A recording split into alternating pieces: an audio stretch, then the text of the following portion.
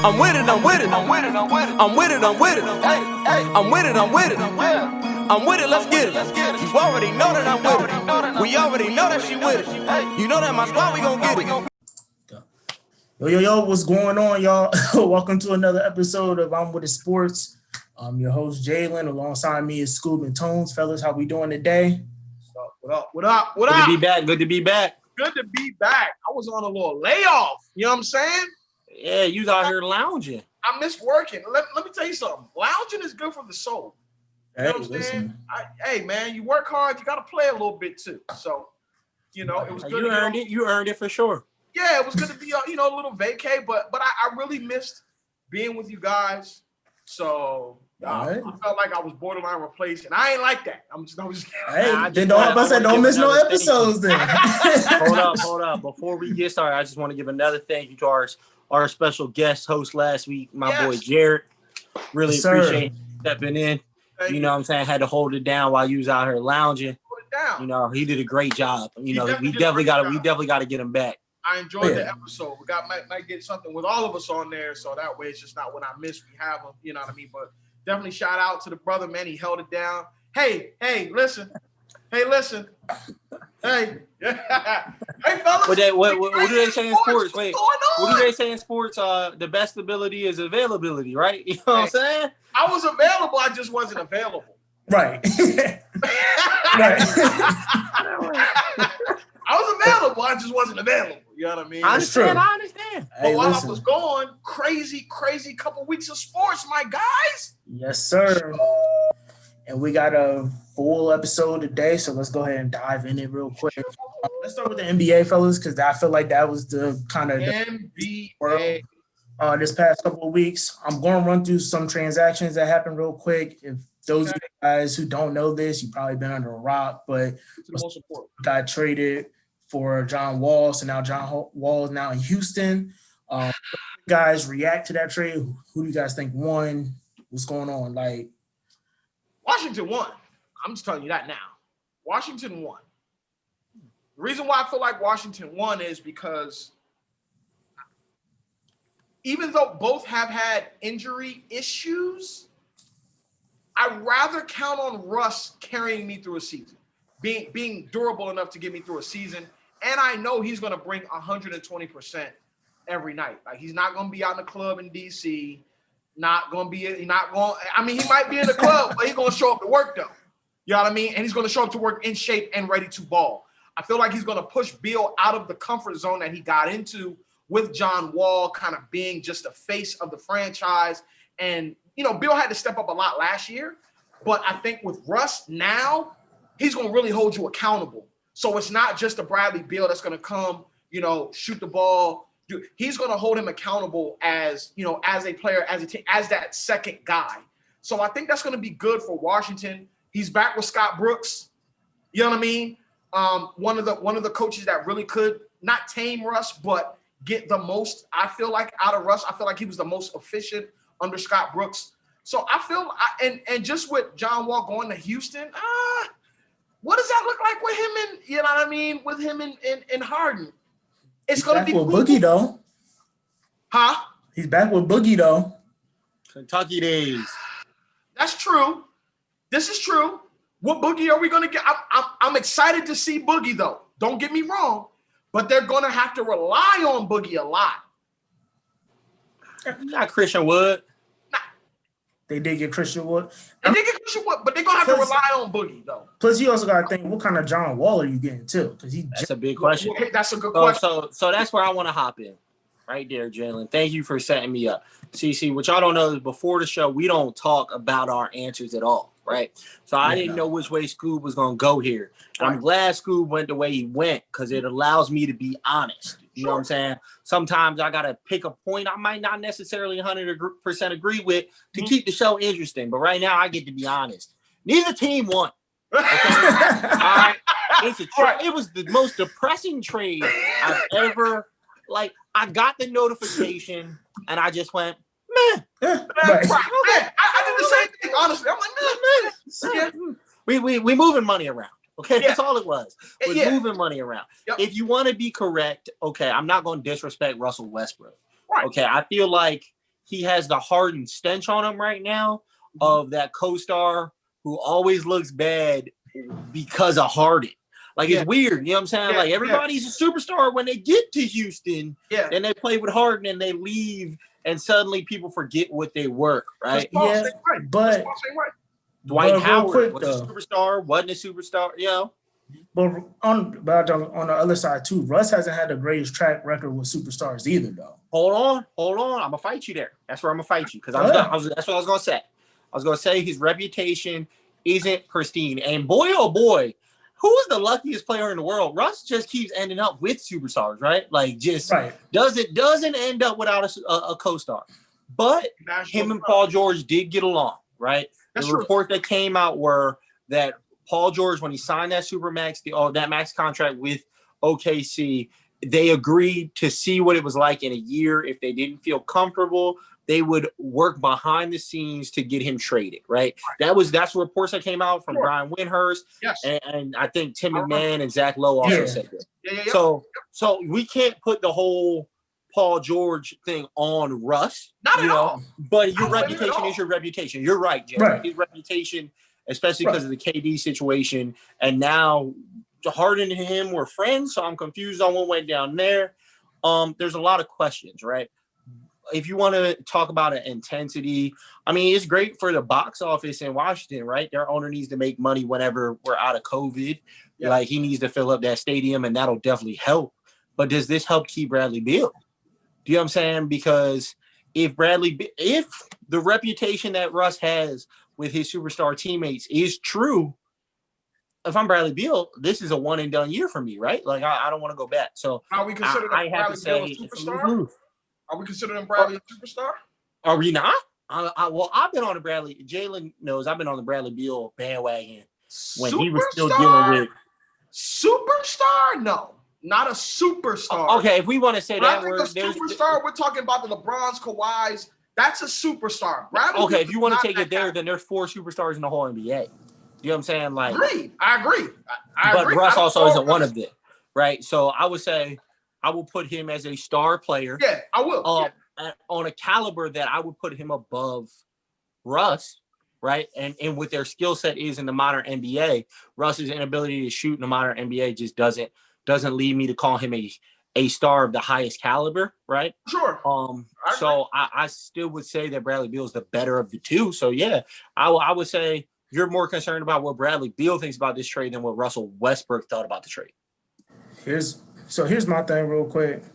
I'm on the side more of Antonio of like this trade was kind of a bunch of nothing. To me, how I look at it, you just traded 2 hurt stars that were both athletic. Now you got to see how they develop coming off of these injuries and stuff like that. I guess if anyone did kind of win, I guess Houston, even though because they got a first round out of it, even though it's protected, so that means nothing. Yeah. But at least you could say like, okay. But I mean, at least if they could say like if Russ get hurt, and then you could be like, oh, Houston could be like, oh, or if John Wall goes down, you could be like, well, at least we kind of got a first round pick. So it's like, yeah, and I think too, I think that we're downplaying what Harden and Russ being together took away from Russ a little bit. You know what I mean? Russ was still on the All NBA teams. Yeah, he was on the All NBA team. Third? But he wasn't the Russ that we're used to. I'm not, and that's the thing though. It's not what he can do. I know what he can do when he's healthy. Right. It's just with the short off season, with him coming off of an injury. No. We're being too nice, okay? And we're gonna move on from this topic after this. Okay, I'm tired of y'all being too nice. I'm gonna call a spade a spade, okay? Here's the problem. You almost messed up. You almost slipped up. No, I didn't know what slip. I knew what I was gonna say. Fade it up. Okay, here's the problem. Russell Westbrook is a great regular season solo act. He's going to give you his numbers. He's going to try hard when players aren't trying hard. He's the only guy who would go to Miami and not club the night before and actually go out and try hard in Miami. Stuff like that. Yes. Yeah, for sure. He's going to give you his numbers, but they're selfish numbers, first off. Those triple-double seasons were very selfish. The assists he puts up are very selfish. And he can't shoot. So we're not talking about Russ in a disrespectful light because we don't think Russ is talented. We're talking about Russ in a disrespectful light because he's a bad decision maker, and the NBA knows what Russell Westbrook is. He's not the lead guy on a championship team.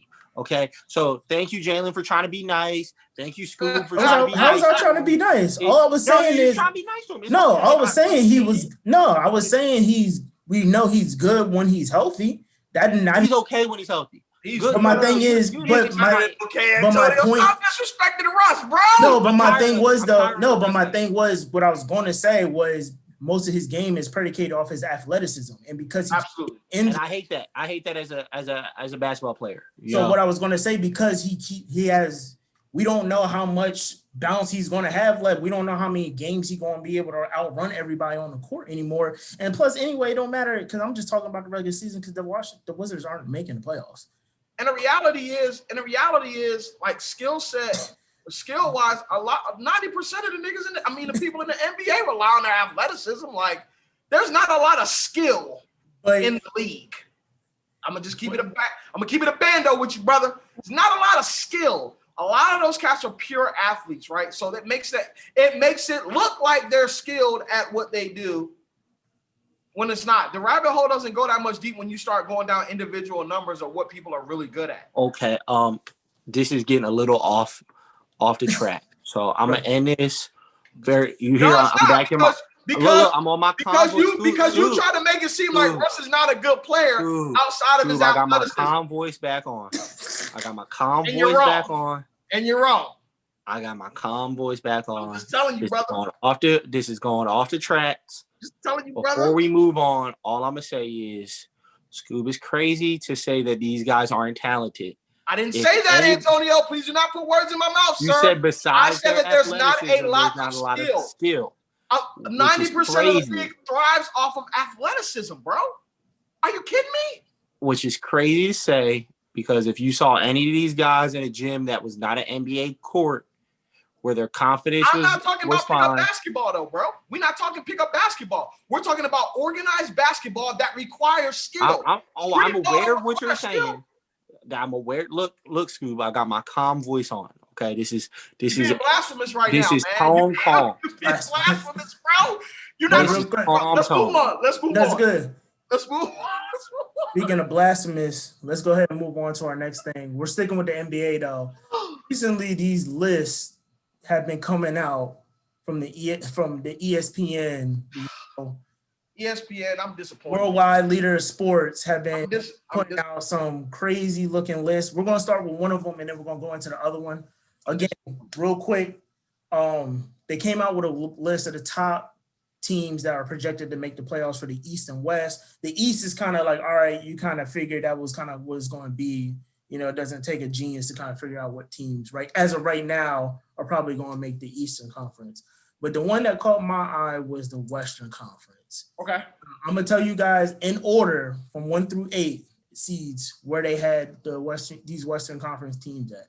So they have Lakers number 1, the Clippers number 2. As of now, Houston number 3, the Utah Jazz 4, the Nuggets 5, the Mavs 6, the Pelicans 7, and the Phoenix Suns 8. Some notable teams that made it last year, Portland, and then you got to remember Steph is coming back for the Warriors. But what are y'all thoughts on this? I'm going to let you take the floor, Antonio. Go ahead, bro. All right. So, this is not worth the paper it's written on to me.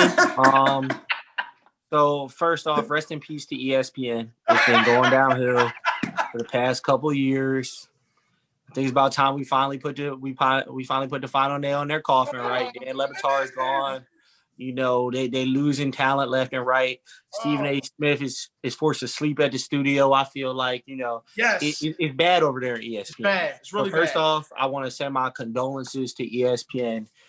Clearly, the times are just getting harder over there because this is not worth the paper it's written on. To first off say that Portland is not a playoff team in the West is ridiculous. Damian Lillard has made the playoffs every year of his career besides one, right? Maybe one he missed. No, I don't think he never missed. He never missed. Then how did they get CJ? Because CJ was a lottery pick, so they might have missed the year they drafted CJ McCollum. Oh, no. Wasn't he hurt that year? It was like No, I don't think he was hurt. I think something went down. No, Portland something at happened. most. Yeah, I don't know if he was hurt or something happened though. Portland at most has only missed the playoffs once since Damian Lillard has been there. And again, I'm not even sure it's even been once, right? So the disrespect to a star player such as Dame Lillard, who has proven to be able to carry that franchise on his back over the past couple of years, is insane. And that also doesn't go to credit the fact that they picked up Robert Covington, one of my favorite players in the NBA. As you know, Jalen, I'm a big Covington fan, going back to his days on the Process Sixers, right? You brought back Carmelo. You got Nurkic healthy for the entire season now. Yes. That Collins will be coming back midway through the season. Their depth is insane. They got one of my sneaky favorite players off the bench, Anthony Simons, going into his third year into the league. Sneakily, one of my favorite wings, scorers off the bench, young guy. Gary Trent. I can go down the list, right, and just say they in my mind probably have the deepest roster in the NBA. The difference is they don't have LeBron James and the Lakers do, right? So that changes some stuff. Right. So not only are they going to make the playoffs, like they're probably going to be a top 4 seed. Where I think I actually kind of do agree with ESPN though was where they had the Nuggets.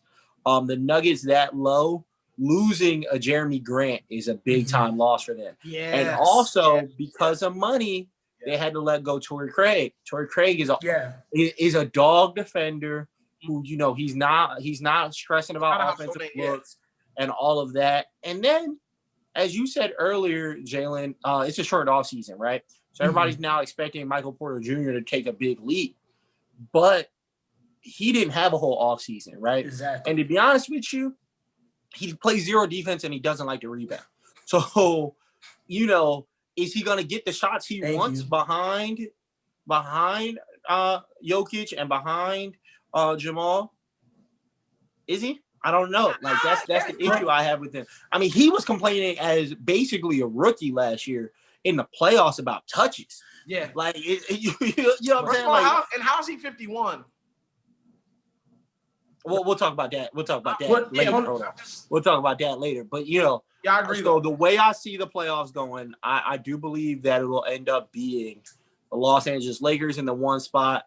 The Clippers, they just got the talent. It's hard to disrespect the Clippers. You may or may not believe in them in the playoffs. That's fine. But I do believe they're still the number 2 team in the West. Then in third, I have Portland. I have Utah still in that top 4.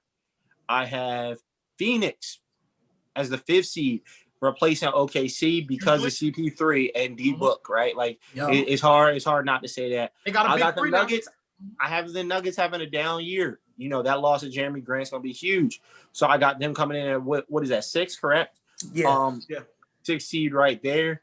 Coming in at 7, I got the Memphis Grizzlies with Ja Morant, Jaren Jackson coming back. That squad should be very good, should be very fun. And then as my 8th seed, I'm gonna give it to the Pelicans. I'm a little confused with their roster construction right now, but they got enough talent, you know, and I like the way they play basketball. And I'm a Van Gundy fan. So I'm gonna give them the 8th seed. So real quick before Scooby goes, I have a question for you. Also, Dame only missed the playoffs 1 time, and that was in his rookie year. It was his rookie year? That's how he got CJ, right? Yeah, but he also was in the running, and I think he rookie. Did he win rookie year? Yeah, he won rookie of the year that year. And I think they only missed the playoffs by like literally a couple games. Like they could. It was actually like 2 games, to be honest. And that's recovering from the Brandon Roy. Right. There's a lot going on. Man, athleticism. This man had skill too. But he had skill though. Brandon Roy was one of the best basketball players I've ever seen. Now, what was your question?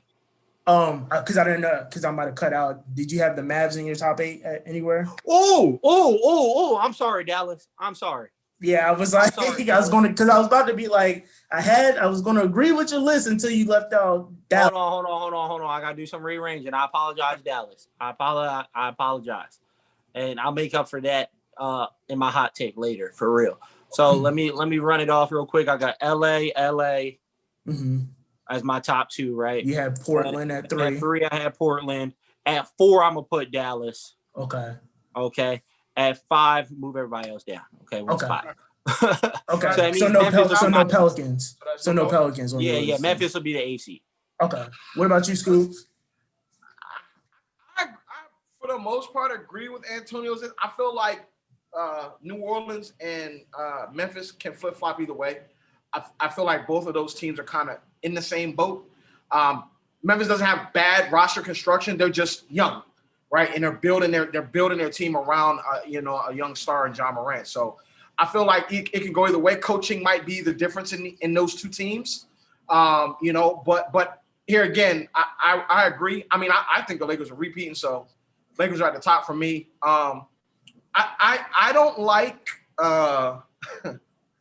Antonio put Dallas at 4. I see Dallas having a better year. I see Dallas being the number 2 in the West. Here's why. Because it's hard. It's really hard to defend Luka right now. And Luka's really coming into his own as a dominant leader, as a person that can really push a basketball team over the edge. He's showing qualities of like one of the greats. And it's still early. You're going to hear no argument from me at all about Luka. No argument at all. I just think that with what he's been able to do, and even going into the bubble, right? What he pushed them to. The Clippers, for me, I'm just not like – I don't know what it is about the Clippers, man. They're the Clippers. The Clippers beat Clippers, man. It's like the Clippers beat Clippers. Bro, like, I want to believe in them so bad. I want to give them, like, look, you literally have what you need to win. You know what I mean? Even with losing Harrell, right, you still have Sweet Lou. They do need to address the situation. Well, okay. That's the thing. That's true. That's true. You know, George out here going through mental stuff. Like, out here blaming Doc Rivers for things that just didn't happen. But didn't happen. Didn't happen. Are you not a professional at some point? Like, are you not going to take the responsibility of actually being an NBA player? Looks like he's not. Right? So it's just like, when I heard it, I was just like, come on, man. Like, and even Matt Barnes went on the jump and said it. Like, he's literally inside of his own head right now. Like, he's searching for something. He's searching. Yeah. Like, he's mentally checking out. This reminds me of Brandon Marshall. Like, not with the extravagant after Miami incidences, right? You know what I mean? But just that mental breakdown of he's not here with us right now. Like, you know what I mean? I don't know what's going on with PG. I think the pressure, I think this stems from Indiana, honestly. I think the pressure from Indiana, you know what I'm saying, because of what Paul George was supposed to be and how high a level he competed at. Now, again, horrific injury, right? So that probably played a part in his confidence, but he just has not been the same. And I'm not asking him to be the same PG you are. You can't say that. He was the MVP runner-up. Finished third his first year in OKC before he messed up his shoulders. So, I mean, his last year in OKC before he ended up having the labor surgeries in that offseason. So it's hard to say that he hasn't reached apexes since. But I get your overall point there. Not apexes, but again, even with that MVP season that he was having, again, like, he still wasn't the same because that was a regular season thing. We're normally used to seeing playoff P, right? The actual playoff Paul George. Who's we? We are. I mean, did you not watch him in Indiana, my nigga? Did you not watch him in Indiana? Was he not pushing them to the limit, bro? Like, they competed better than the Raptors those years. I'm sorry. It was a better team. Won 60+ games. Forgive me. Maybe I missed something. You know, I'm a younger guy than you, Scoob. Maybe I missed something. But there was a dude named David West on that team who was really good, who was a leader on that team. There was a Darren Collison on that team, a George Hill on that team for a while, a Roy Hibbert at his tops. Oh, no. Hold on. During that playoff run, he was there. Yes, but he was a contributor. He wasn't a star player at that point. So you're telling me that Paul George not on that squad, they do the same thing? Who on that? Who are you replacing him with? Nobody. That's what I'm saying. Who do you put in his place? That doesn't work. That's not a fair comparison. But who do you put in his place? Who steps up on that squad if you don't have a Paul George? Who's the wing? That squad wasn't the Paul George show, though, is what I'm saying. That was not the Paul George show. Yeah, it was, bro. No. Bro, that's, talking about Paul. That's why he got the money. Nobody else got paid like Paul, bro. That's because Paul went out and balled. He balled. No. Bro, he balled and he guarded LeBron. Yeah. This is what I'm going to do. Go back and watch. Go back and watch the series. I got y'all real quick. Go back and watch some series, bro. I'm just saying, Paul was a different animal. He attacked the basket a lot more. He was better shooting off. He was a young, aggressive player. But what I'm saying is, he wasn't like a star level player at that point. He was on the come up. But that was a defensive minded team in the East. You didn't need a star player in the East at that point because all the star players were on the same team. Yes, you did. They were all on the same team. But you needed a star player. You wasn't getting past LeBron. Not to make it to the playoffs. No. So not to make it to the playoffs. No. Hold on. Because we about to move on to the next one. But real quick, talk to me. During those 2 years, during that little rivalry that they had, the first matchup, Paul George was averaging 19 a game against the Heat. And then the second matchup, during that second playoff run that they had where they lost again, he averaged 22. So that was the beginning of his blossoming. Right, he was blossoming, but he was still a stud. But that's what. No. I didn't say he was trash. I'm just saying he was not the guy at that point. No, but they were leaning on him, bro. That 19 don't tell the story. Okay, and this is what I don't like sometimes. We look at stats and they're like, okay, he only did. I can only tell you. Go back and watch them games, bro. He had LeBron's games in the same. You know what I mean? Roy Hibbert was a big factor in that time, but we're gonna move on. You can't forget Roy Hibbert was 7'2" at the rim. Trash. It's trash. And trash. But no, give your rest of your list, Scoob. So people. That's all I was trying to get y'all. I'm sorry. So I got LA 1. I'm rolling with Dallas at 2. Clippers 3. I'm gonna say Utah 4.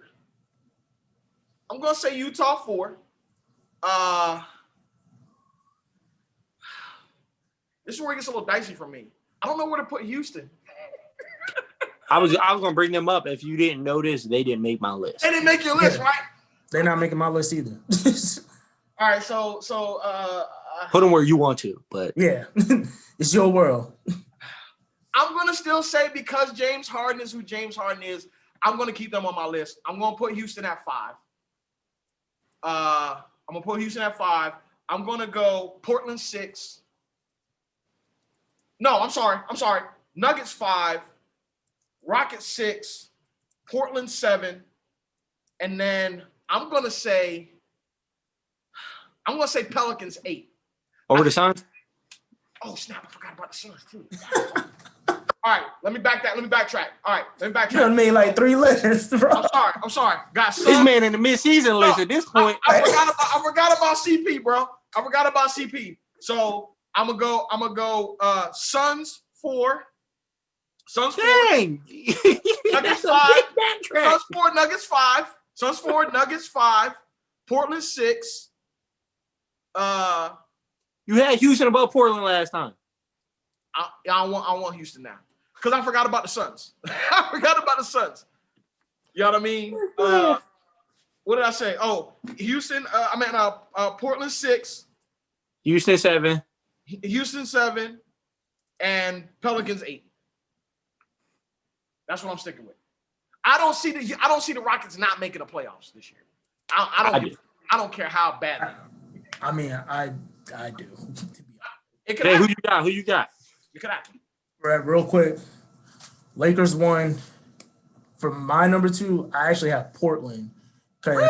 I already been seeing CJ and Dame already been tweeting, and I seen this man Dame carry a whole team on his back because somebody was talking trash about him. So I feel like he's one of those players you don't want to put the chip on his shoulder because I feel like even now he's probably in the lab just getting ready for the season. And again, rapping. But I ain't hear no rap album, so or a song yet. So right. So he's either dropping a bar or dropping a 3. One or the other. Plus, I think them getting back Carmelo and him having another year, and again, this is all based off of if people are going to be healthy.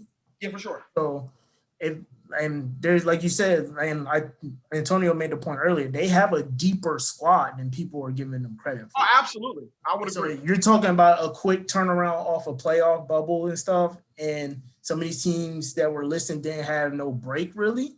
Mm-hmm. Is that I think the regular season is going to really come to who's deep now. Like, because, I mean, AD and LeBron are already sitting out the first scrimmage on Friday. So, like, you know what I mean? Of course. Oh, which makes sense. I wouldn't have them play. Yeah. So I have Portland. They're not even practicing right now if I'm the coach. They're not even there. They missing the first week. They've missing the first week. Just go get treatment, my guy. I'm about to say, like, my God, yeah, like Christmas, we ain't even worried about that. Like, right. We all know where we're going. Like, yeah. So I have Portland 2, Dallas 3, the Clippers 4, Suns 5, Nuggets 6. I have the Warriors 7. And then I have the Jazz 8. I would be with you on the Warriors. I'm gonna just say this real quick. Hold up. If the Jazz finish 8th, Rudy Gobert is traded immediately. I agree with that.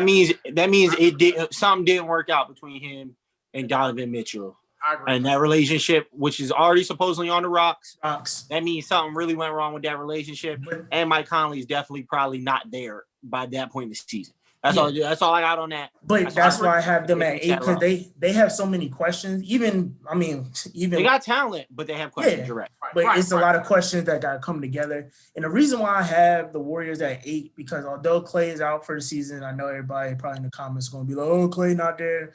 Y'all still not going to act like, you know, Steph Curry's not on the court. Like, he didn't. I agree. The not like dynamic of the game. And Steve Kerr and Kelly Oubre. And that, Kelly Oubre, nice. I was about to make that point. And they just got Kelly Oubre. You would hope Andrew Wiggins can do something. You know, they said they liking him even more now that they had time. Who knows? But as long as Steph Curry is on the court, we're not going to act like this man hasn't changed the game too. Like, and I'm excited to see what they are. I have them missing my playoffs. But I wouldn't be surprised if you were correct at all. Right now I'm still not going to write them off like they didn't win championships and they ain't had their own little dynasty. Like, Steph is on the other side and Steph is healthy. Like, I gotta put them somewhere. You know what I mean? I'm with you. I just don't think the firepower is there. Like, they don't have a lot to combat the rest of it's possible. It's possible. Yes, they have pieces, but now hold on. You know who we didn't talk about? I'm sorry, I made this segment is longer than it should be, Jalen. I apologize. Right. I'll take that. But we forgot to mention a team that'll be very disappointed if they didn't make the playoffs. Minnesota. They just have to be. Here's my thing about like. I'm not saying. I mean, Malik Beasley out here active in these streets. You know, this is a sports podcast.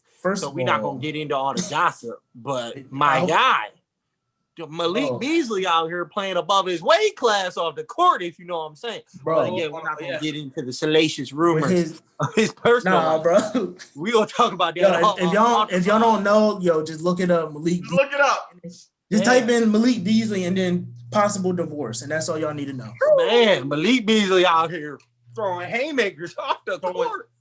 But my thing is, like, the reason why I have the Warriors at 7 is because like Scoob kind of said, every other team is either shaky or they have their issues. I think what's going to make the separation between, seed number 6 through 10 is going to be coaching, because very little. And I think Steve Kerr has experience. Okay. Even because my thing with the Pelicans, I can't fault you for anything you say. I can't fault you at all. Because even with the Pelicans, they have talent, but they're young. Yeah. I haven't seen Zion play a full, full season. Right. You know what I mean? Right. 82 games. What shape's he in? Exactly. What shape is he in? Because he got sent home early. So, he got to eat a little bit more on the off season and stuff like that. Listen, I visited New Orleans. I get how hard it would be to stay away from them being.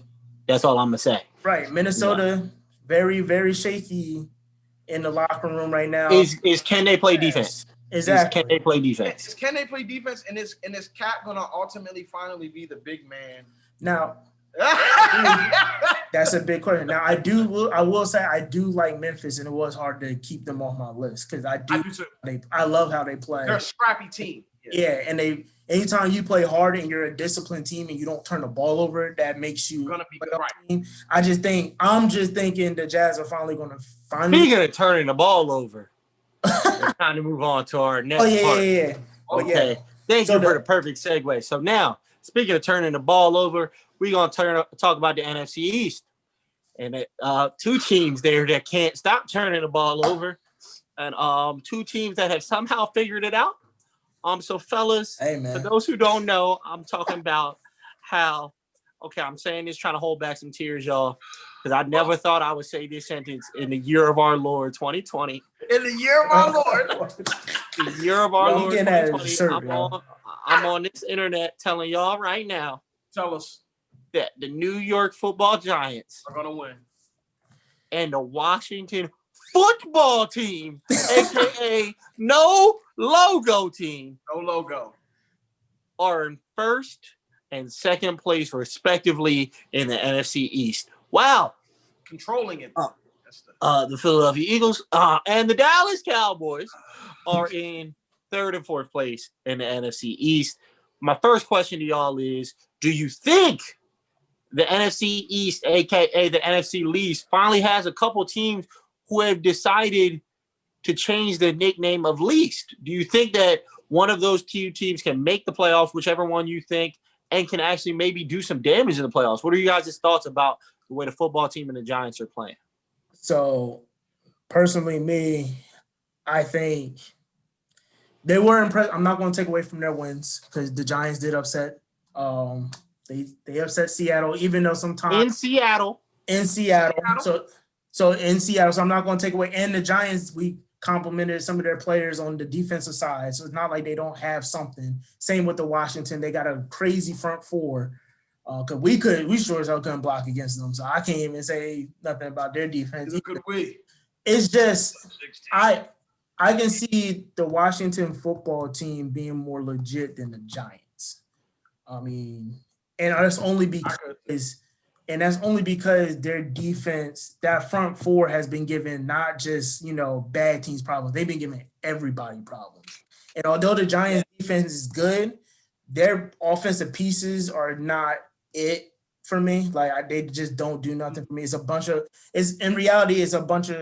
backups or old players that are just a bunch of slot receivers out there. Yeah, for sure. So, and then Colt McCoy, cool, he's doing his thing, respect to him, but, I don't see them doing that. I don't see him playing like that, where I can see someone like an Alex Smith doing that because he's a game manager. He don't turn the ball over. And then with the defense backing him, I can see them winning more close game, and they got a run game because Antonio Gibson, not this one, but Antonio Gibson on the Washington football team, he can ball like that. Hold on, Scoob. I'm gonna let you talk. But I just want to say, there's something in the name. There's something in the name. I know. When I'm sitting here asking you, man, what happened to you, man? There's something in the name. There ain't nobody sitting there asking about me to check my resume. Okay. Something in the name, Antonio Gibson, makes you a baller. Okay. Baller. All right. But y'all go ahead. I'm gonna let y'all speak. Just let you know. Baller.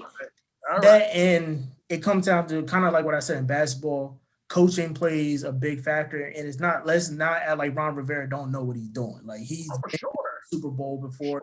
He's been into many playoffs. He took a team that everyone said was going to be at the bottom of our division, and now he's making a good run. And their schedule is not that hard, so I think they can actually make a little bit of noise. But I would say Washington is more legit than New York. But man, Philadelphia and Dallas are pitiful. Say something. Yeah. Say something. Piss on the whole conference. The whole conference. Just throw it away. Just throw it away. Throw it away. I'm annoyed. Let me answer the question. Right. Let me answer the question before I start ranting. I do believe that Washington.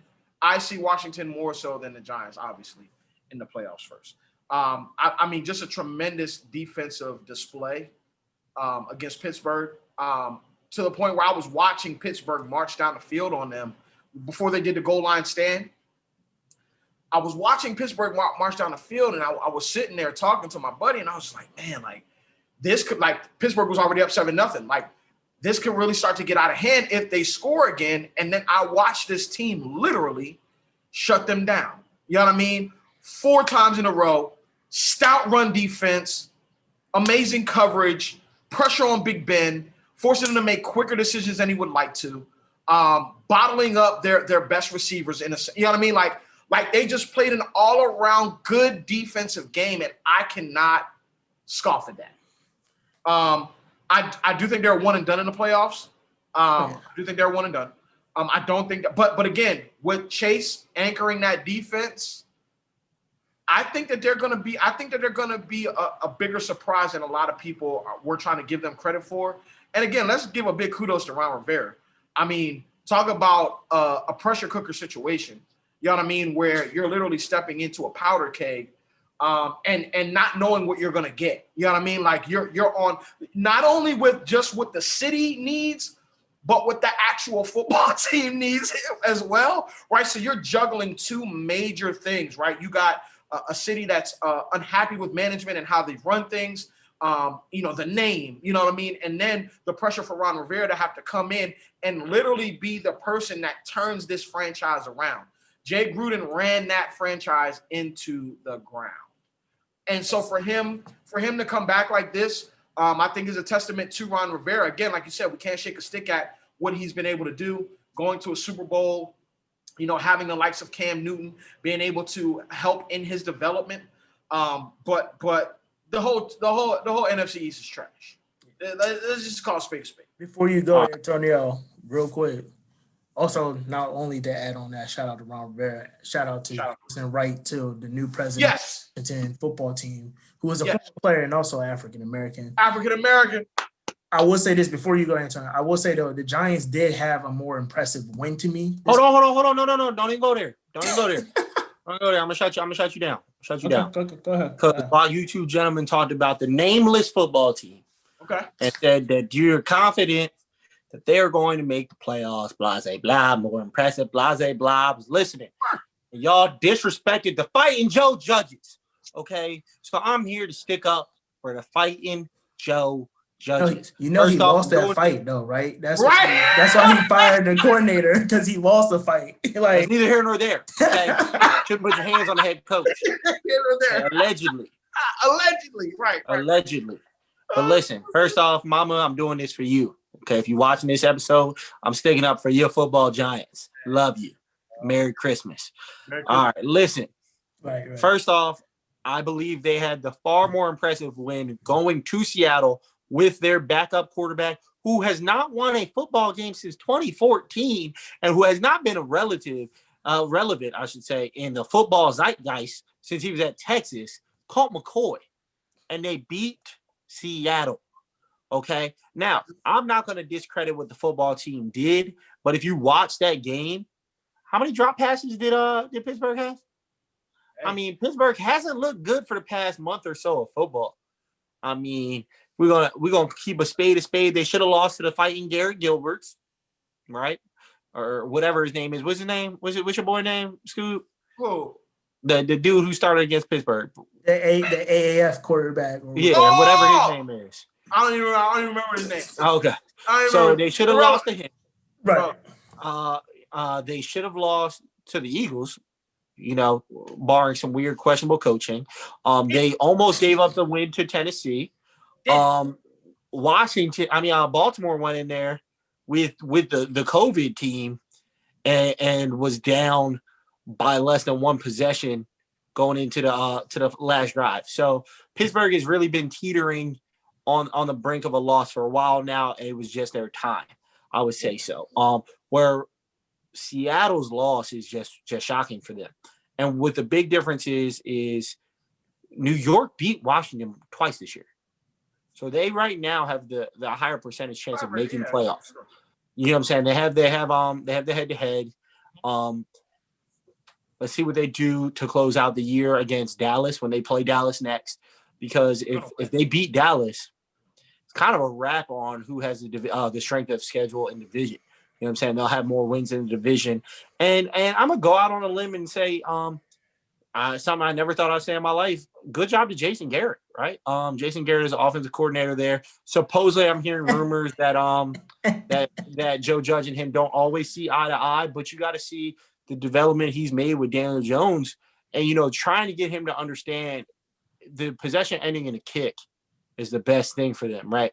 My beliefs in Daniel Jones aren't that high, personally, but to see what he has done with Daniel Jones's development, especially over the past month of football before his hamstring injury, and they're saying he might play this weekend, is just impressive, right? So, I mean, Jason Garrett, 8-8 supposedly, has come to New York, and he's done very well. And Joe Judge, it's weird that the worst part of his team is special teams when he was a special team coordinator. Coach, yeah. But otherwise, his coaching has been – it's worked. You can try to hurt it all you want. It's worked. So I'm very impressed with the New York Giants.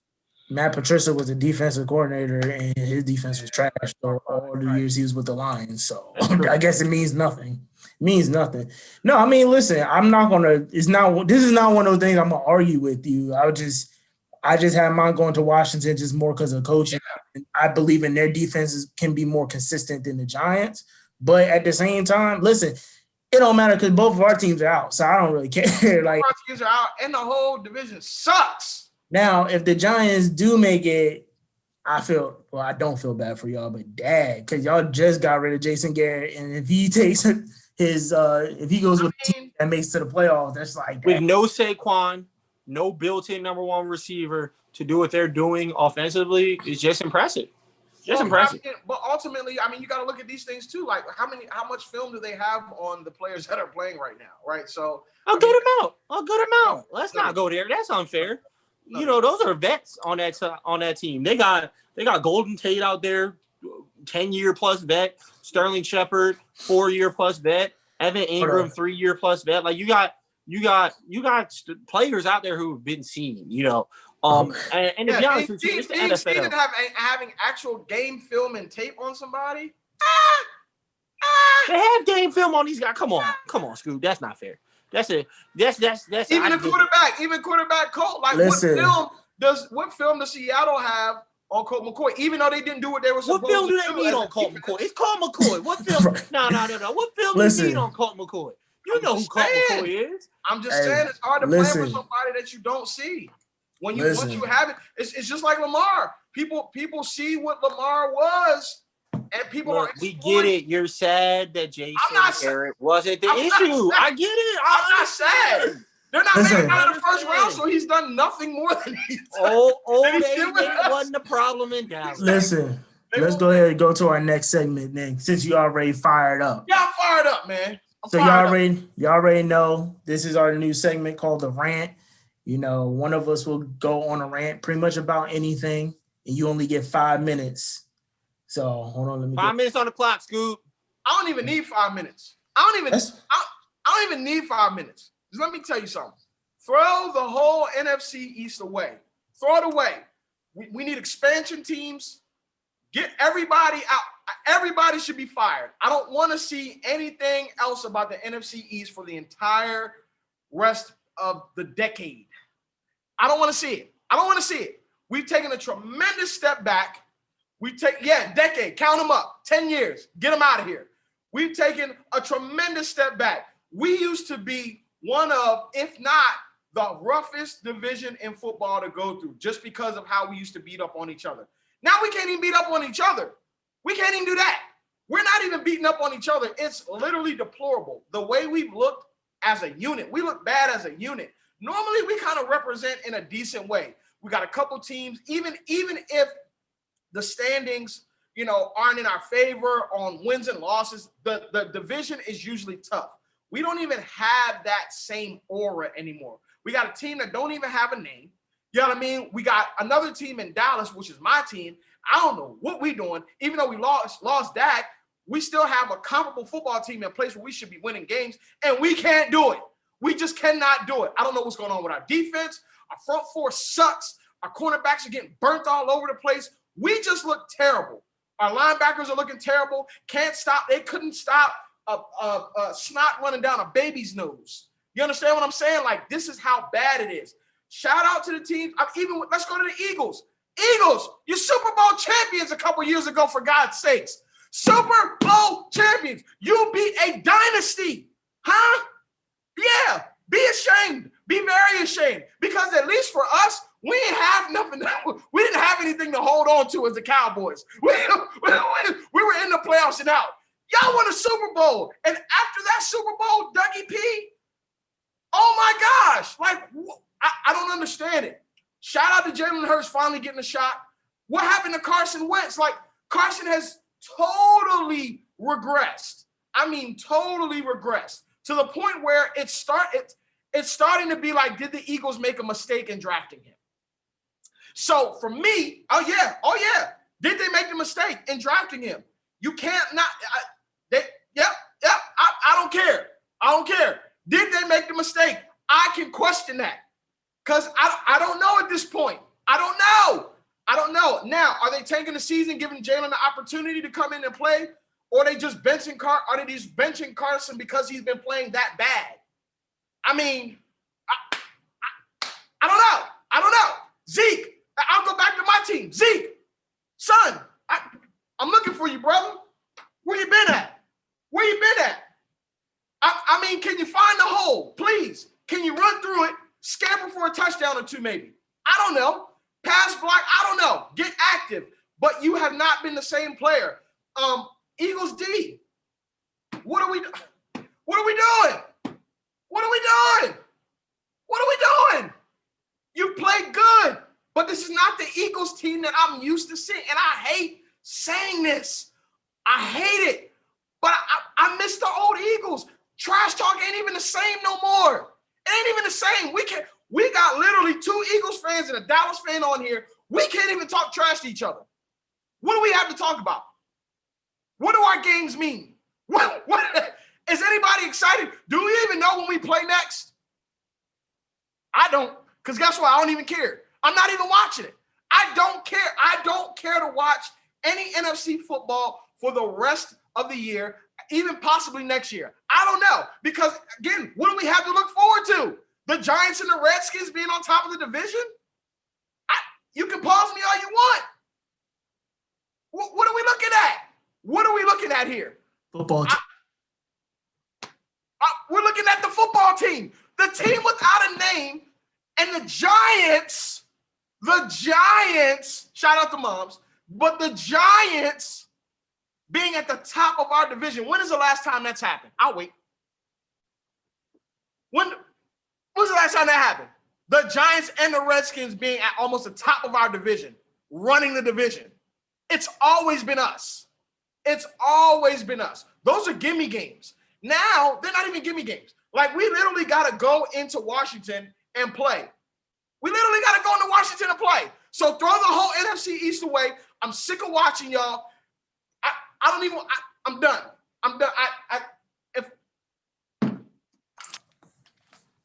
Think of it. I don't know about 10 years for just, 10 years. Get me out of here. We're just going to erase cities off the map. And speak for yourself when you say for the next decade. Right. 10 years. Like, that's a little much. Secondly, let me talk you down. Every team, every division in football has ebbs and flows. Where you go from being a dominant division that's ridiculously hard, like the NFC West is now. Guess what the NFC West was about 10 years ago? I agree. When Marshawn Lynch and the Seattle Seahawks were making the playoffs at what? What was that record? 9-7. When they had to fight in Sam Bradford's and Jeff Fisher as the coach for the Rams. It is an ebb and flow league. I mean, think about it. New England's been the dynasty they are, but this is the first year we can say maybe in 20 years that there are 2 other teams in that division that are very, very above competitive. Like, they're actual Super Bowl contenders in Buffalo, right? Like, that's the first time in my lifetime that as a legit football fan that I'm able to say that. You know what I'm saying? So let's first off calm down with 10 years. 10 years. Changes need to happen in the NFC East. Yes. First off, I think your rant should have been more focused on your team. You was talking a lot about the Eagles. No. I think you should have kept that to your team. Super Bowl champions to what? to former Super Bowl champions. That's all we're known as, former we Super got Bowl the same, champion. but we have the same Eagles. stench. You're just more recent than us. So it's not the same. It's not the same. It's not the same. Okay? I had Similac on my breath when you was out here winning chips. Similac. Hey. Yeah, So listen, y'all dropped this crazy. relax. Hey. But no. Before you won the one. I know, but that's 100, almost 100 years. I'm Yo, aware. relax. No. Now, if you count the old school, I was about to say we was dominant when it was the championship. All right. Okay, you want to go around change the name to Super Bowls, and then we got a little bad for a little bit. That's okay. technically, I still think Pittsburgh owes us some wins because when we were together, they probably took some. The Steagles, they took all the Steagles that one year. The Steagles, they was like, all right, the Steagles were bad actually, The Jalen. Steagles, I watched the documentary the other day. The Steagles were pretty bad. Yeah, I heard So we're not going to take credit for those wins. Listen, they got six. They got 6 chips. I'm trying to get one of them. You know what I mean? One of them. Yeah. They were inspired. The Steagles, No, but Right. no, but we are. I would say I agree. This year has been a very the NFC East. It's been unfun. Yeah. The thing is, NFC East, we had, and not saying we never had bad years. We had bad years before, but at least we were bad and competitive. That's what I'm saying. It wasn't we were bad because everybody was just either hurt or just god awful. Hold on. I'm a play devil's advocate here. Low key is fun. You think so? Because everybody's so bad.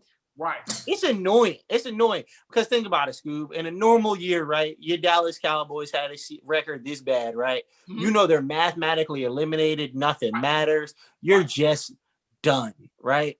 But this year, dang it, there's still hope. Dang it, your games still matter. You know what I'm saying? The division is so bad, it's good.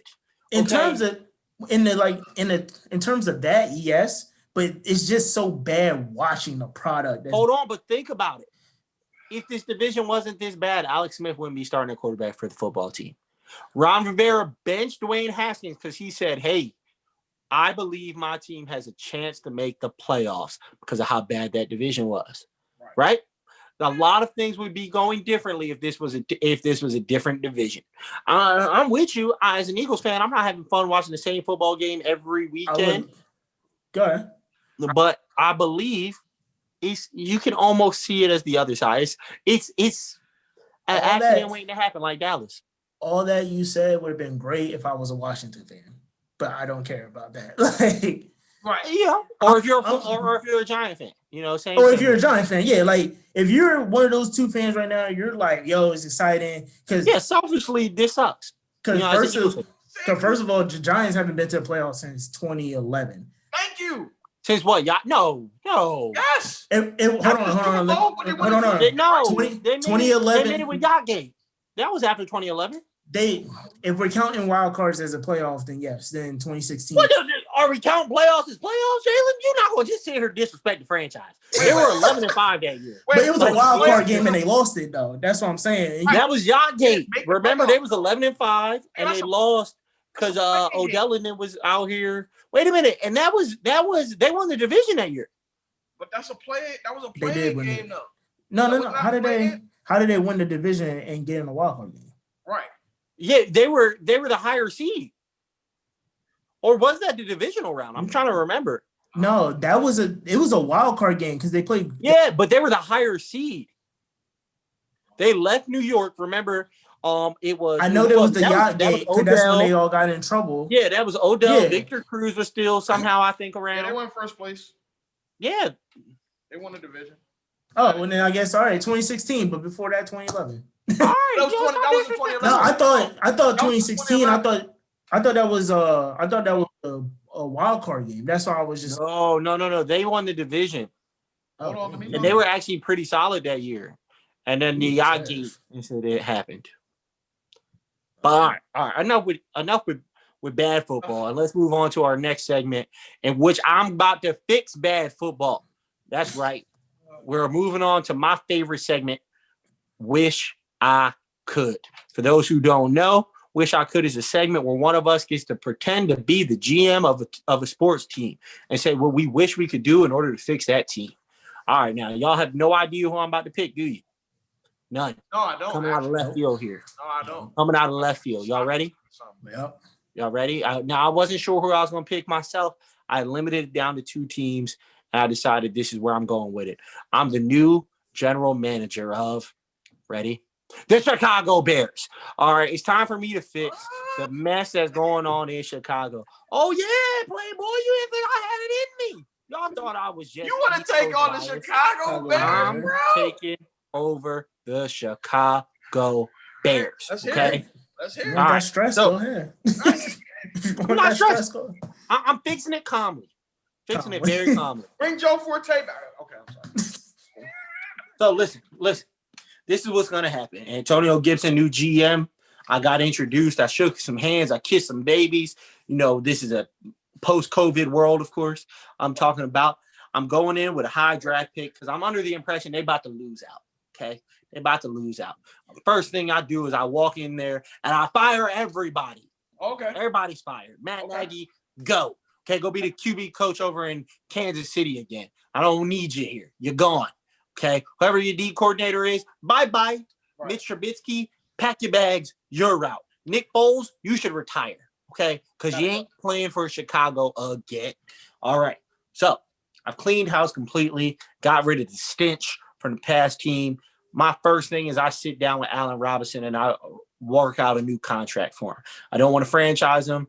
I need to come up with a new contract that I'm going to backload because of what's going on currently, with COVID messing with the salary cap. So I sit down, I give him a 4-year deal, $48 million. 4 years, $48 million, $30 million guaranteed. Most of the money is going to be backloaded. Okay, trying to lower his cap hit in year 1. All right, that's thing 1. Thing 2. I'm coming out and I am drafting my new franchise quarterback. Y'all ready? My new franchise quarterback is Trey Lance, quarterback, North Dakota State. All right. Everybody's projecting he falls a little bit because of Zach Wilson is playing well at BYU. Trey Lance only got to play 1 game this year. I need a strong arm quarterback who can deal with the cold, i.e. North Dakota, who I can really build around, right? So, and he's mobile. He's not necessarily a statue in the pocket. He ran for over 1,000 yards, I believe, his sophomore season, his true sophomore season, or redshirt freshman season. Didn't turn the ball over. Was in a dominant system. Has produced NFL talent in the past. I'm going with Trey Lance. My next move, in order to solidify this, I need to solidify my backfield, okay? That's where a big issue is right now, is their inability to run football. Now, I'm about to come out of left field here. I'm going to Carolina, and I'm picking up to-be free agent Mike Davis. Mike Davis, who's been on like 8 teams in the past 4 years, it feels like, has done a great job this year in his ability to coach. To spell my guy, Christian McCaffrey. Sorry. So that's where I'm going there. But you're looking around like, Antonio, who's the coach? I mean, we have no coaches. This is embarrassing. Unfortunately, I couldn't hire myself to also coach, which I would do if possible, but that's not allowed. So I'm going to Buffalo, and I'm taking Buffalo offensive coordinator Brian Daboll, okay, who's worked magic with Josh Allen before that. He's a football guy. Okay, he's been around the league, been around college and pro football. He was a co-offensive coordinator / QB coach for a little bit in Alabama. Okay, so I think, his ability to show he's helped groom quarterbacks, and what he's doing right now with Josh Allen is just out of this world. Okay, so I'm letting Brian Daboll take over my offense, and I'm bringing back Vic Fangio to be my defensive coordinator, who 2 years ago, before he took this Denver job, had Khalil Mack in that defense doing great. I believe he's probably fired this year after what's going on in Denver. So unfortunately for Denver and fortunately for us in Chicago, I'm bringing back Vic Fangio. So bam, bam, bam, Chicago, not necessarily beating Green Bay year 1, but year 2, year 3, we're competitive. Yeah, I mean, I liked everything you said. The only thing I would have issues with is more the contracts, like with Allen Robinson, and depending on how much you're giving Mike Davis. Mike Davis doesn't get paid much. I figured that's why you picked him because I know like other notable free agents. I think it's like Leonard Fournette would be out there. I think people like that. But no, that works because it's going to be maybe it's a nightmare. Cause I think like Khalil Mack's contract's up around the same time Allen Robinson's will be. Cause I think he's a free agent. Khalil Mack has another year. Allen Robinson is up this year. Yeah, but I'm saying when their contracts end, that'd be a whole nother thing you have to deal with. But I'll deal with that down the pipeline. But as of current fix, listen, any fix is probably better than what they got going on right now. So here's my because like he said, is now injury prone. Old Mitch Trubisky can't seem to get it done. Matt Nagy. It starts with the quarterback position, okay? Yeah. It starts at the quarterback position. When I bring in Brian Daboll, I need to have a conversation with him. Say, who do you want? Trevor Lawrence, Justin Fields is unreachable for us, okay? Mm-hmm. So we can't get those two guys. But who do you like? Do you like Zach Wilson out of BYU? Do you like Trey Lance? You know what I'm saying? Right. Do you like a Kyle Trask out of Florida?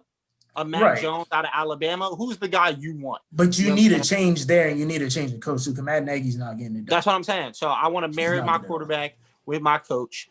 I believe that Trey Lance is the best of those options, so I went with Trey Lance.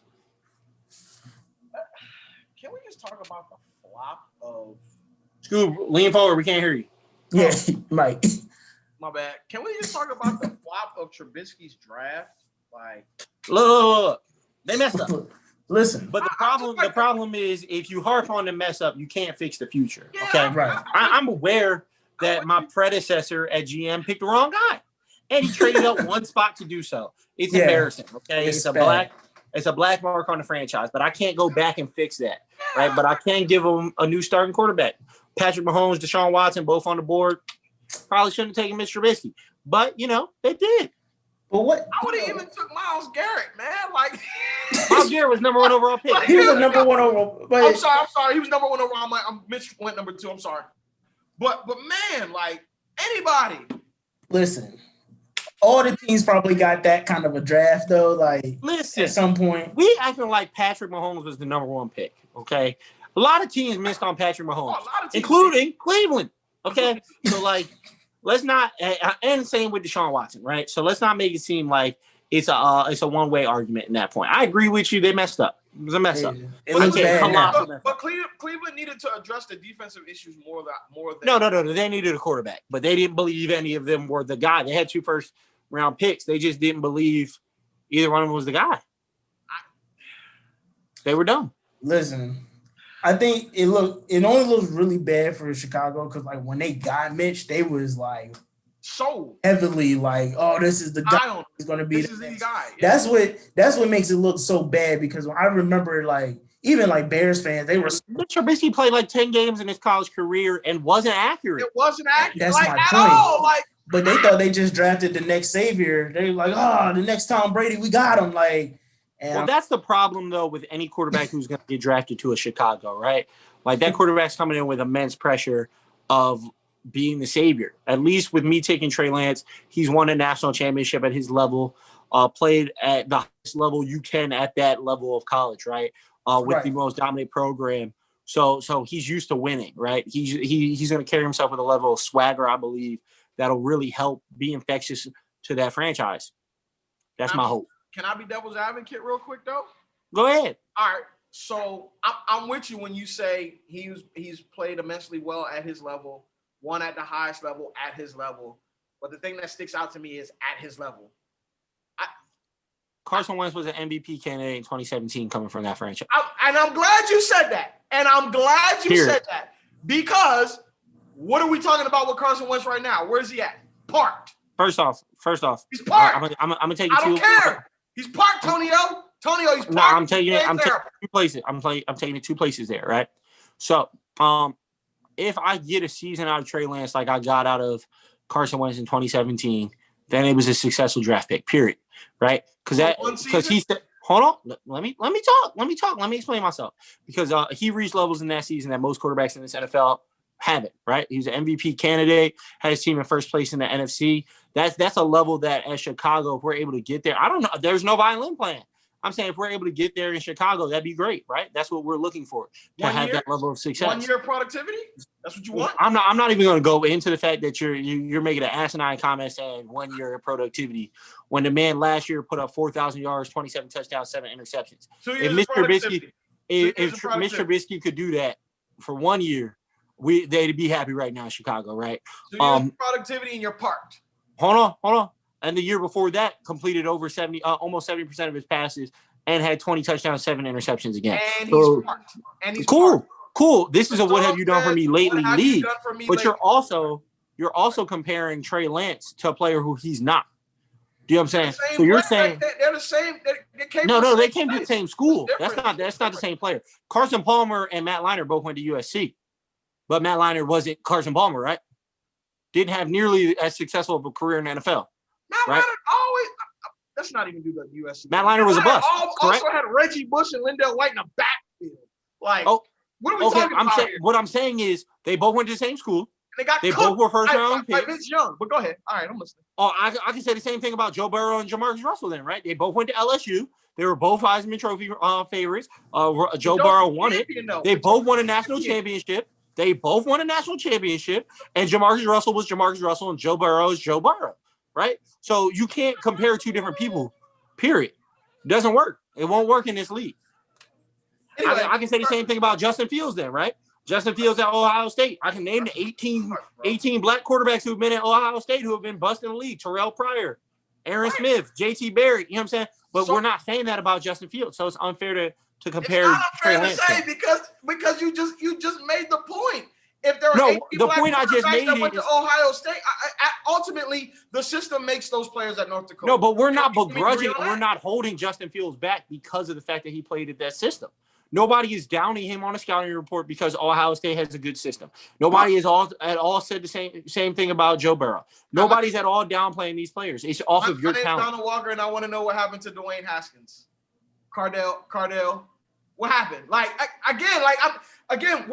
prisoners of the moment thing eliminates a lot. Like, there were prisoners of the moment in these instances for a lot of people. So you're telling me you think Justin Fields is going to be a bust? That's what you're telling me. I don't know. He hasn't proven enough to me that says he's not gonna. He says he's gonna be successful in the NFL, bro. No way. Have you watched him play? Because if you're watching him play, that's what you can only base it off of, right? College, but that's college to NFL, bro. That's not gonna always translate. That's every player in the league, though. That doesn't work. Okay. That's every player in the league. So that's what I'm saying. So how do we get so high on a Trey Lance and even a Carson Wentz? Like I said, that's how scouting works, man. Come on now. Now you're talking about scouting. That's how scouting works. You gotta show up, brother. That's how scouting works. That's not even a fair conversation. Hey, that's how scouting works. Carson is parked. You hear me? Parked. What does that have to do with Trey Lance? I'm not talking about Carson Wentz. I'm talking about Trey Lance. Like I'm saying, you're gonna bet the farm on somebody that you could possibly only have one good year out of. Listen, so real quick. There are quarterbacks who give you no good years. What are we talking about? I'm not saying. So real quick, because we gotta keep it going. So Is that what we doing? Go ahead. So real quick. I see what y'all both saying. I'm going to debate you in the sense, not even debate you. I'm just going to put it like this though. With the Cole Carson Wentz situation, I'm not going to keep saying this because everybody who knows me. Listen, everybody. I feel like a player can thrive depending on their system. There's some people who came from the same school who went to different NFL teams, and one can thrive in the NFL and one can die in the NFL depending on where. Like at one point, anybody who went to the Browns, they had 16 quarterbacks. If you're going to the Browns, it doesn't matter how good or how high your ceiling is, because at the end of the day, and you know this because you coach, Scoob, it comes down to coaching too. Coaching scheme system. I agree. The Cole Carson Wentz situation, I do say, and I am a very big advocate of, I don't like making excuses for players because at the end of the day, players need to be players and they need to find ways to develop. LeBron James always in the gym, even though he knows he's the best player in the world, but yet he still finds ways to get better. As a player, you have that responsibility to find ways to get better. But at the same time, too, I will also say his situation is also one of those things that is not favorable and is showing bad signs of a franchise because his coach is not giving him any help. The team, like his GM, really screwed him over because you don't give someone that big of a contract and then 10 months later draft someone in the second round, pretty much replace you. and then still not give him any more weapons, sufficient weapons. Because you got to remember, you drafted Jalen Reagor to be determined, but you also left people like Jerry Jeudy on the board and stuff like that. Justin Jefferson. Justin Jefferson. You know, you drafted people like J.J. Arcega-Whiteside, and you leave Terry McLaurin, Pittman Jr., DK Metcalf, and stuff like that. So, yes, he's being parked, whatever, but I don't think it's 100% his fault in the sense of, because, again, it could be he has shown that he can do it, and to me, that was more because the system, and we already been through this, Frank Wright was really running the helm more than that, and he went to Indy, and now he's having successful, not one, not two, but 3 quarterbacks, where now Doug Peterson, who claims he is the offensive coordinator and head coach, haven't done anything with it, is now coaching that, and now you see the regression because his coach is not putting him in it. That's like me saying, that's like you coaching, there's a 7'2" guy on the other team, and then you put your point guard to try to front him to stop. You know what I mean? Like, you know what I'm saying? Like, it's certain things were less. I will give you the fact that Carson, some of the regression is on him. Yeah, like out of it is due to the situation that's put around him as well. And I don't like Carson Wentz, and he knows this. That's the only reason why I'm saying that, because I don't even like him. Like, trust me, a guy who has the same first name as me, I'm always rooting for them in the league. Listen.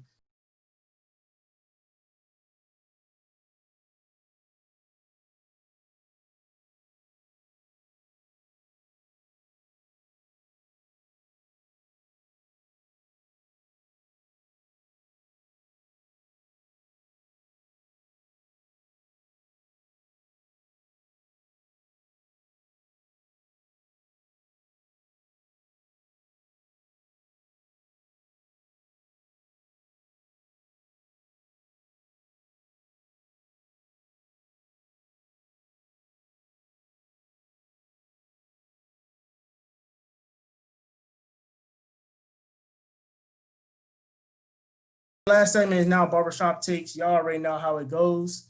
So everyone gets a one quick hot take. So who wants to start it off? We ready? Yeah, go ahead. I'll start us off this episode. And this is first off an apology to the Dallas Mavericks, as I accidentally left them off of my list earlier. Charge it to my mind, not to my heart. I don't think it was an accident. As I say that.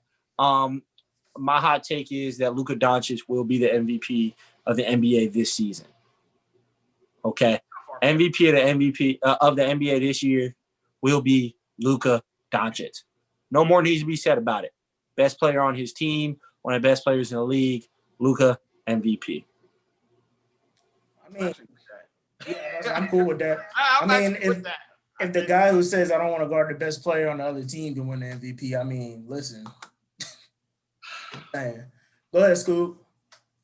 All right. I'm going to go,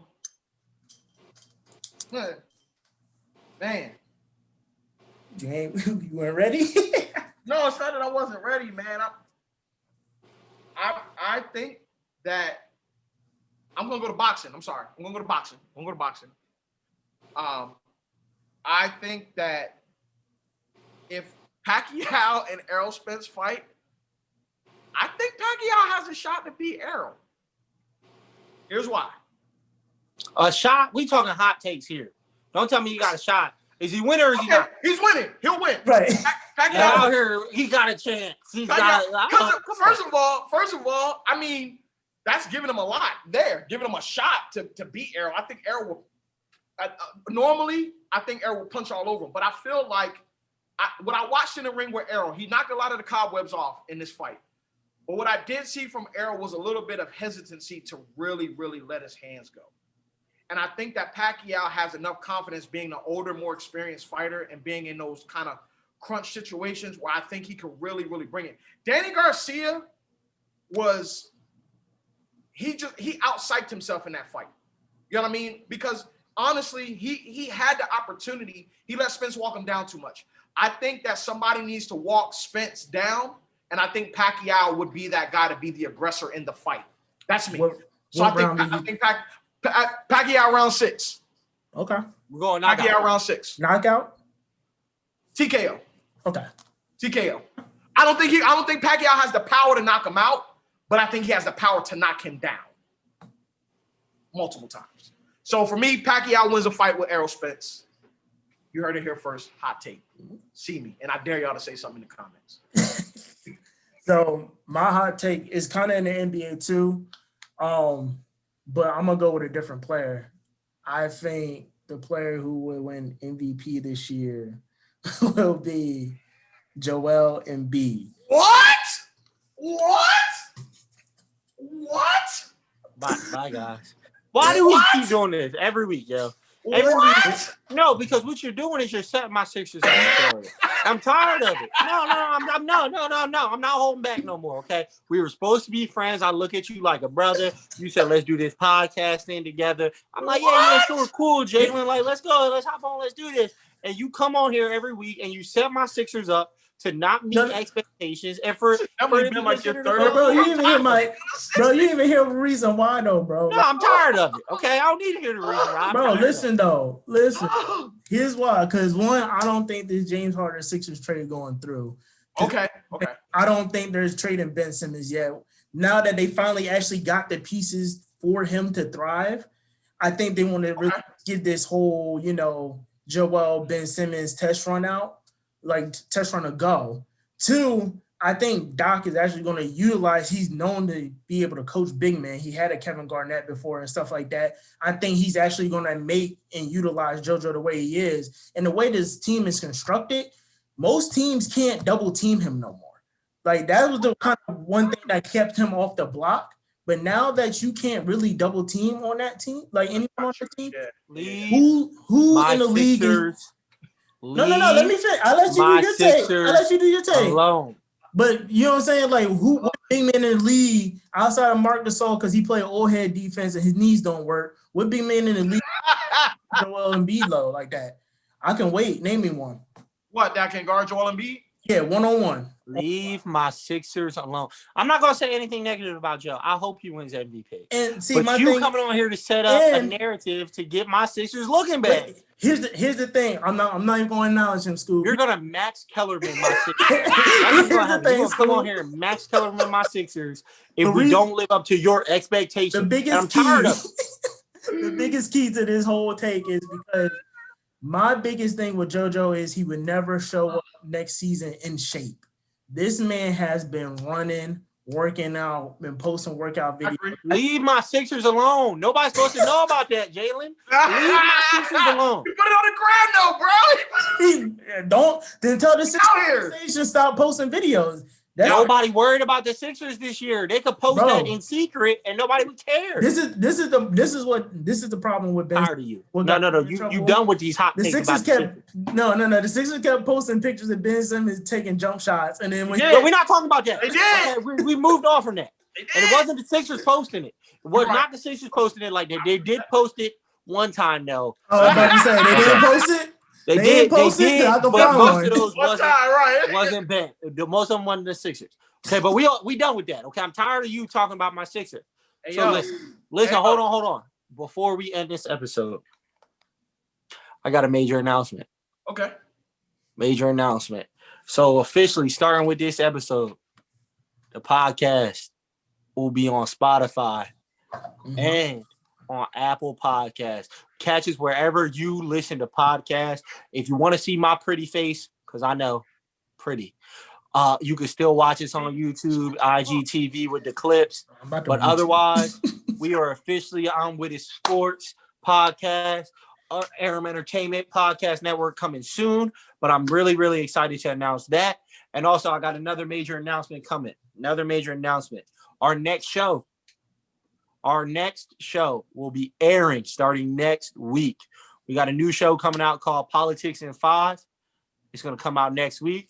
And then airing in the beginning of 2020, we got our third show, Highly Debatable. It's going to be a fun, laid-back show. Man, we got a lot coming. So that's not one. That's not two. That's three. And that's just all the ones I'm at liberty to discuss at this moment. We're working on a lot of stuff for you guys. We really hope that this grows and can take off.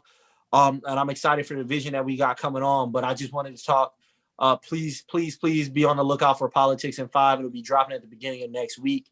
We've been doing a lot of work on that. And then Highly Debatable. That's going to be a real fun show. I don't want to give any more details about the show besides that, but it should be dropping in the beginning of 2021. Hey. Good job. You only messed up one time. Good job. Definitely 2021. It's 2021. Yeah, we dropping. You said top of 2020. Ain't nobody trying to be in top. It's still 2020, man. Ain't nobody trying to be in this. Next year, 2020. Get out of 2020, bro. We sick of 2020, baby. Right. 2020 ain't over. It ain't never ended. But no, thank you, fellas, for hopping on again. You know, it's always a joy being on here. Of all thoughts and damn, forgot my outro. All hearts and minds clear. Bro, it's been a week. That's what happens when people go on vacation, man. The Cowboys. Oh man, are we back to blaming me now? Good Lord, what is for real though. Well, all hearts and minds are clear. Thank y'all for watching. Please like and subscribe to the page, and we out.